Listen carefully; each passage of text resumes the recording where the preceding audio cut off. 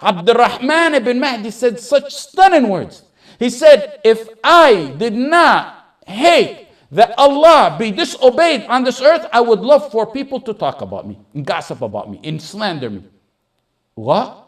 If I did not hate Allah gets disobeyed on this earth, I would love for people to talk about me, slander me. What's better than getting deeds you never expected when you're standing before Allah? Your own mom wouldn't give you those deeds. I still remember a setting in 1994. I won't forget it. When I read it for the first time in Fayd al-Qadir lil-Mannawi, in the 3rd volume. I still remember the year and the setting because it brings happiness to your heart. Al-Hasan al-Basri heard someone talking about him. He went to the market and brought some dates. Why Hasan al-Basri? Someone's talking about, he's slandering you, he's backbiting you. Why you go take him dates? The man asked him the question. He said, I'm going to give you, you gave me something, you gave me your deeds, I'm going to give you something in return. I'm going to add to that. Al-Hasan al-Basri should have told him, and what you gave me is nothing compared to what I gave you. Some people like to give their Ramadans away, their night of Laylatul Qadr, their Hajj away. Listen to this story. This dream. A brother and a sister, blood brother and a sister went to Hajj. The brother left his wife behind. She wanted to stay behind. She has a lot of kids, so she stayed behind at home. During the Hajj, the brother and sister were walking, possibly in Mina or someplace, and the brother said, let me just quickly buy this item for my wife, a gift or something he's seen. The sister was in a rush. She said one word, I don't know what it was, about his wife. A simple word. The wife in her country seen a dream. The one that didn't go to Hajj. She seen a dream that her sister-in-law gave her Hajj as a present. She called the sheikh up. Sheikh, I had this very weird dream. My sister-in-law, they weren't even on bad terms. They were on good terms. It's just the word she let out. I seen that my sister-in-law gave me her Hajj as a dream. He said, she must have said something back or gossip about you, and her Hajj is a reward for you. That's what you're going to end up getting. When her sister-in-law returned, she told her the dream. They were in very good terms. And the sister-in-law admitted it and apologized and asked her for forgiveness. One word. She was going to, and they were on good terms. She was going to give the entire Hajj to her for that. Imagine sentences and articles and constant harassments and years of feud. Imagine that, how much reward they're going to lose. Speaking about Muslims in a bad way is not an easy game, wallahi. I'm going to tell you, maybe decades worth of deeds to compensate for a few words you said about a Muslim. A few words, a few verbal words. It may take a lifetime worth of deeds to compensate for them. You say, come on now, Ahmed, you're exaggerating. Come on, what's this? You're basing this on dreams? I say, I don't base it on dreams, but take it from the perspective of the harm you inflict on Muslims. Aisha, and take it more so from this hadith.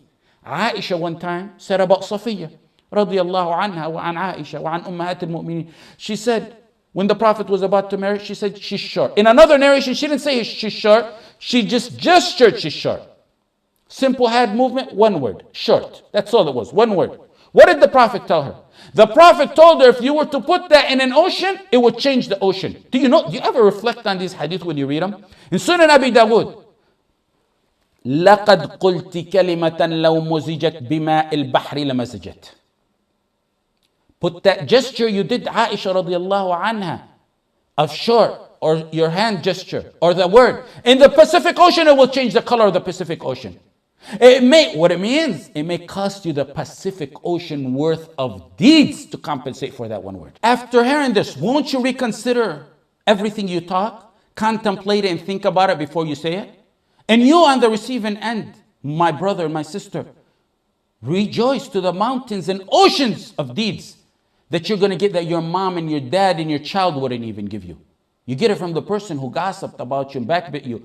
You see those after Tarawih, they get together and they bring one Muslim after another, slandering and backbiting. They start with the Imam and the guy to their right and the guy to their left, and they sit and laugh, and then they get into politics and slander. They slander men whose souls are possibly now in green birds or on their way to becoming in green birds. And then what happens to all their deeds?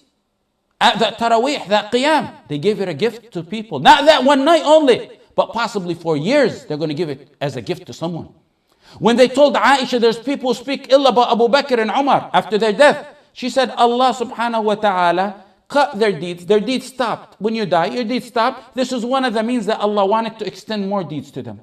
Abdullah ibn al-Mubarak said, if I were to speak about someone, slander or backbite someone, it would be no other than my mother and my father. Because I don't know anyone more worthy of reward than my mother and father. In slander, in ghibah, in those matters, you're either spoken about, or you're the speaker, or you're listening. If you're spoken about, we said, enjoy the reward.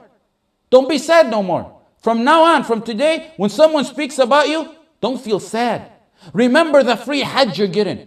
Remember the free Ramadan you're getting. Remember the oceans and mountains of deeds that are going to come at you. Remember those deeds that are going to swipe you off your feet to Firdaus. You didn't even have to work for them. Now, there's who speak. We already mentioned the hadith warning that. Now, there's one who's listening. That's what I want to get to. Those who listening, you got to withdraw as soon as possible. Or you got to advise that person to be quiet. Be quiet so you can continue sitting with them. Or advise that person and leave if he doesn't. Stop. You, the listener, you're part of it. And you'll be a partner to him. Because Allah said in similar matters, إِنَّكُمْ إِذًا مِثْلُهُمْ. In matters like this, you're like them. You listen to them. You're a partner to them. And be above and beyond all that. And defend the honor of your brother or your sister. You guard a Muslim's honor, Allah will guard your face on the judgment day. Yes. من رد عن عرض أخيه رد الله عن وجه النار يوم القيامة. سنن الترمذي. من رد عن عرض أخيه رد الله عن وجه النار يوم القيامة. You're sitting in a sitting. They begin to gossip and backbite. You defend your brother's honor, Allah will defend your face from Jahannam. Abu Ayyub, be like Abu Ayyub, the killer of rumors. A man Allah revealed Quran in. And Allah revealed in him and his wife Quran for the stance they took. The stance they took to kill a rumor that inflicted the ummah. Aisha gets accused in her honor. Radiallahu anha, our mother. The definition of honor. Aisha, Muhammad ibn Ishaq said that when people began to speak on the honor of Aisha, word got to Abu Ayyub. His name is Khalid ibn Zayd al-Ansari. Radiallahu anhu, him and his wife. Look at the discussion they had. He told his wife, Ayyub, come here. Now if you were alone with that man in the desert, like Aisha was, would you do anything? She said, no way. He said, Aisha's better than you. She wouldn't have done anything. End of discussion, they killed the rumor. She didn't say, oh, but Aisha's younger and Aisha's more better looking. And it's, but I don't believe, but it's a possibility. No, it's done. Aisha would have never done it. Allah revealed in the honor of Abu Ayyub and his wife, لولا إذ سمعتموه ظن المؤمنون والمؤمنات بأنفسهم خيرا وقالوا هذا إفك مبين. When you heard it, when you heard the slander, believer men and women think good. Number one, think good. ظن المؤمنون والمؤمنات بأنفسهم خيرا. And then they say, this is the obvious lie. Whenever you hear something about your Muslim brother or sister, rumors, slanders, with nothing to back them up, tell them you're a liar. This is an obvious lie. Be quiet. You can do it in a good way. Just be quiet. Let them be quiet. Stop the rumor. Kill it. Don't pass it on. The verse says two things. Dhanna. Think good. Internally. Internally, you think good, number one. You don't say, I believe it, but I'm not going to say nothing. Internally, you think good. Number two, هذا إفك مبين. Take the step further and say, this is a sheer lie. You're a liar. Just because something was said, it doesn't give you the right to pass it on. Be the one who kills the rumor.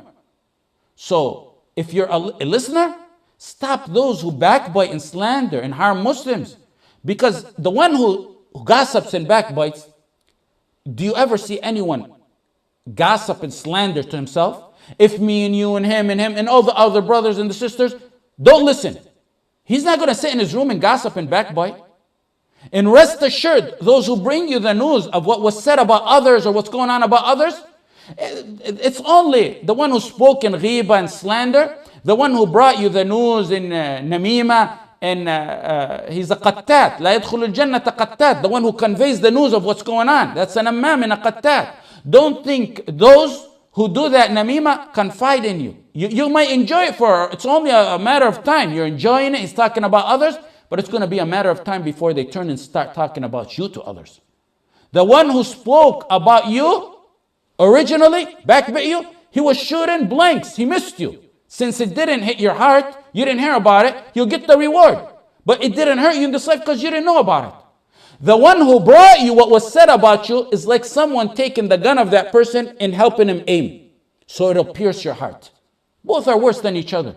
Yahya ibn Kathir said, those who spread the rumors and the words of others and gossip and slander, in moments what they do, they're more evil than what black magicians do in years.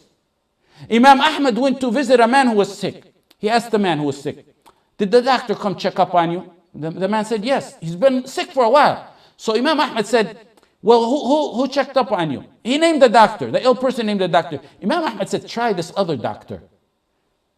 On the spot, Imam Ahmad said, Astaghfirullah al-Azim. I just did ghiba. Just because he preferred a doctor over another, it was in a way, he deemed it, because of the high standards he holds his tongue accountable to, he deemed it that he was talking about the other doctor. Whenever you want to speak ill of a Muslim, remember your own mistakes. People are flooded in mistakes up to their heads, but they want to talk about others. Put yourself in the shoes of the other person, how he's going to feel when you talk ill about him or her. Finally, some say, I want to repent. Okay, they want to repent.